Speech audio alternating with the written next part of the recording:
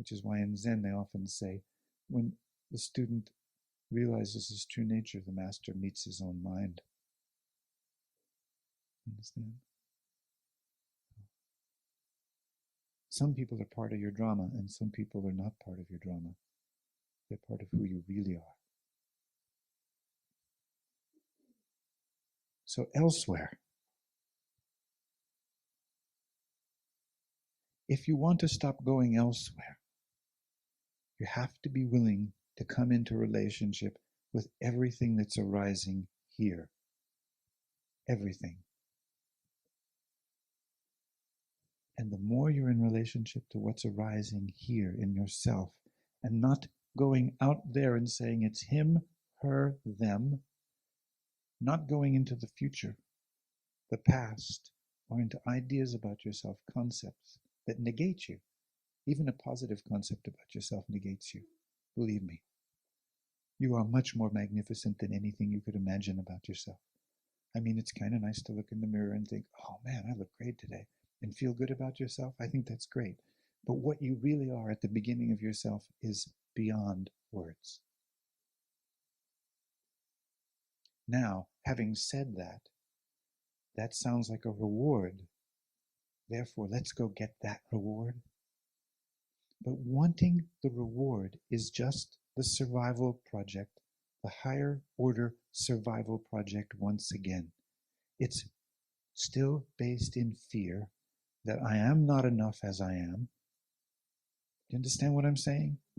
You're still worshiping at the altar of fear. Oh, fear, I will try harder to be a good person. Oh, fear, I will meditate more. Oh, fear, yes, I won't do that, and you'll let me be happy. Thank you, fear. We are worshiping, 6 billion of us, minus about 1/10 of, or 1/1000th of 1%. We are worshiping at the altar of the God of fear. And fear says, if you do it this way, then you'll be safe. Oh, but safe's not enough. If you do it this way, then you'll be happy, right? No, stop being authentic, because he'll love you. Then you'll be happy. Okay. And on and on and on. We're worshiping at the door of the God of fear. And what do you think fear wants us ultimately to experience? Fear.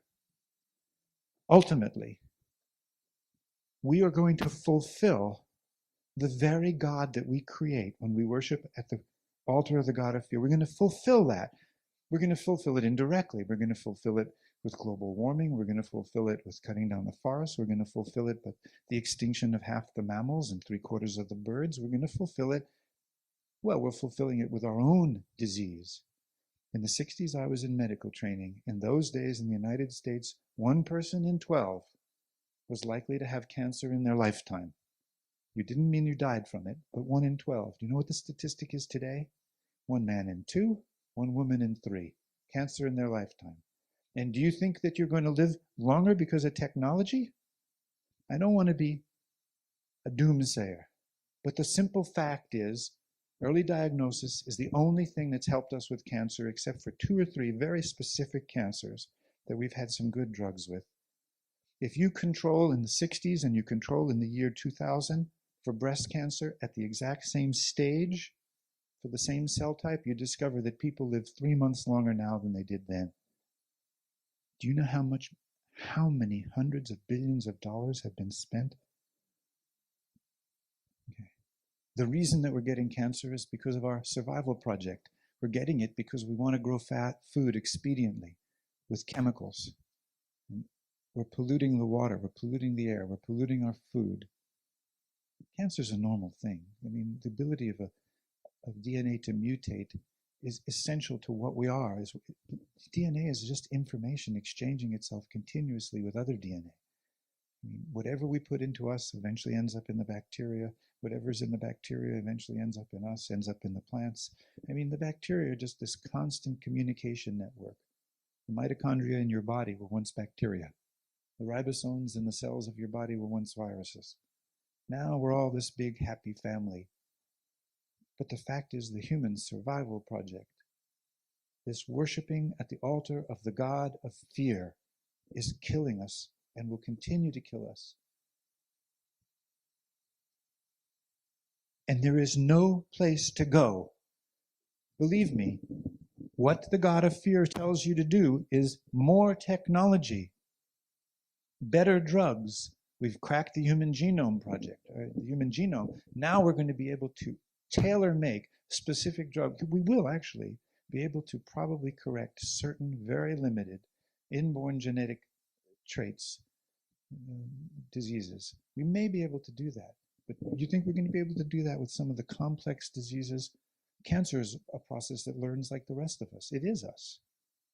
It's not going to just sit there. It's not a mechanism that's gone wrong that will be able to just change the wheel like in a Swiss watch, and now the watch will keep proper time. It doesn't work that way. Everything is learning. Everything that's living is learning. So this whole notion of spend more money or do more, it's crazy. It's a form of absolute madness. And we have got to stand up and realize that if we're going to change the tide of that direction, if we're going to be part of the process that allows us to continue in this world, there's only one place we can go to, and it's right here at the beginning of ourselves. We have to put an end to the madness with which we extend human survival. I don't mean do this to keep your parents alive longer when they're sick. I'm not talking at that level. I hope you understand what I'm talking about.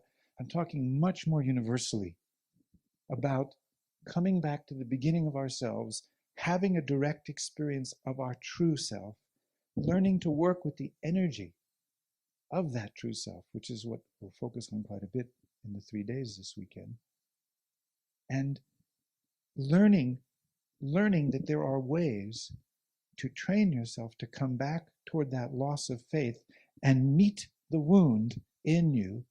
Understand that psychological structure you use to run away from yourself, your particular adaptation. I can't teach that in a weekend. And come back and start right now. Then when we realize our true self, first of all, we won't be so addicted to things outside of us to fill our own emptiness. Secondly, we will understand that it is absolute madness to keep poisoning things. You in Denmark are way ahead of the United States. Europe in general is ahead of the United States. The United States is like the primary tumor. It's metastasized its cancer everywhere in the world, and now it wants to make sure that nobody treats it. We have to keep feeding it energy. That's a long story.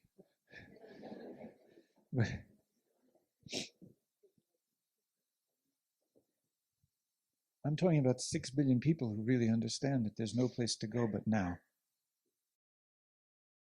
That we have already done more than enough to survive. This word faith. You can't know what it is until you've met your fear. Your emptiness, your desolation, your monster. You can't grow faith by simply sitting next to someone who has it. Yes, you can gain some, but you still have to turn and look into the place where the light has dimmed in your soul, where you've closed down. We have to be able to go back to what the infant knows implicitly and differentiate that, make it conscious, realize it, so that we can walk through our life grateful. So that when we're looking through our eyes, what we see, we're thankful for. I know which direction we're going. I think you do too. The question is time. That's why I've consciously said to myself, I am devoting my life to a vision of enough people awakening, 100 million, maybe more, awakening to their true self and participating in a universal spirituality in which first you must awaken to your true self and simultaneously realize that the earth is our mother. The earth is the source of our life. There's no such thing anymore as a Christian or a Jew. There are earthlings who are Jewish, earthlings who are Christian. There's no such thing as a Muslim or a Buddhist or a Pakistani or an Indian. There's an earthling that lives in Pakistan. There's an earthling that lives in India. Universal spirituality it rests in our restoration of the planet, our love of this planet, of this earth, because that is where our bodies have emerged from. We didn't emerge from any place else. It is the one thing that is true. If we disagreed in every belief, it is absolutely true. Sick earth, sick human beings. There's enough of us now that amazingly enough, we are actually capable of damaging or irreversibly changing the direction of evolution on this planet. Amazing. That's how powerful we've become. And yet, if you go to pure reason, pure logic, and you scientifically try to prove that human beings are the source of the increased rate of extinction, or human activity is the actual cause of the destruction now of close to 80% of our coral reefs, or you could arguably say that there may have been times in the past where these things happened for other reasons, and this might not be caused by human beings. Reason can allow us that back door. President Bush likes that back door, and what he represents. But the fact is, in medicine, you don't know when a person's going to die. And I saw very clearly that people had very, very advanced illness and looked pretty good until the point where they decompensated, where the system, the life support system of the body couldn't keep up, and then they deteriorated very fast. So what are we going to do? Wait and find out whether this is all a mysterious process? And I know, as well as you do, that it's very little that any one of us can do. But if we think to ourselves, there is only one spirituality. That spirituality rests in you and me, each of us, having a direct experience of our true self. And a teacher can help us do that. I believe that there's ways that you can come very close to having that feeling or that experience. That's why I travel, that's why I teach. And the other is very simple. And I admire your country, I admire your work in wind power and things like that that are sustainable energy. But the other part of the spirituality, universal spirituality, is love of our planet and care for our planet. It's really, really good to know that organic food and biodynamic food industries are growing tremendously, and the genetically modified foods are losing market share.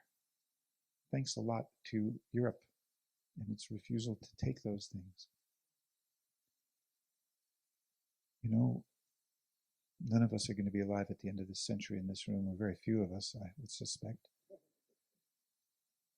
And we're going to look back, future generations, to the birth of a universal spirituality.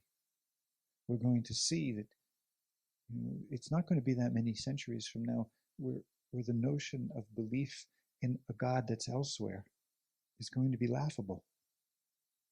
Or the notion of belief in an individual who, outside of you, carries that God quality to such an extent that you yourself don't understand your responsibility to relationship with the God in you, that will also be laughable.